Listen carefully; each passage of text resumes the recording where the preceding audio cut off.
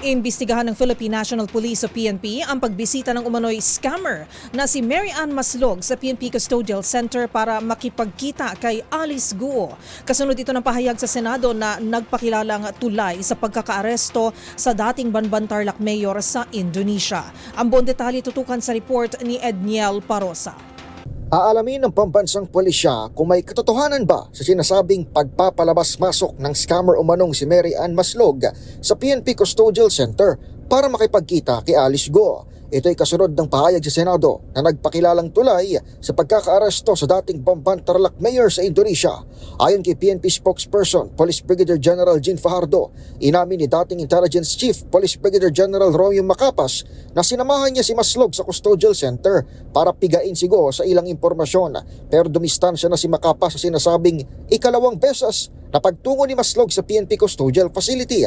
Binigyang diin ni Fajardo na abogado at spiritual advisor lamang ang may basbas makabisita sa piitan ni Guo, kaya iimbestigahan kung may nalabag bang protocol sa pagbitbit ni Macapas kay Maslog kasama ang abogado ng dismissed mayor na si Attorney Stephen David. Activities within and outside the Custodial Center. Ng center po ay lahat po yan ay meron pong consent at order po at permiso po ng Korte po. Wala pa rin pong desisyon doon sa request ay doon sa court na hiling nila na magkaroon siya ng hospital arrest? Wala pa po sir. Ang pinaka-early po na court schedule po sa Pasig RTC sa November 22 po.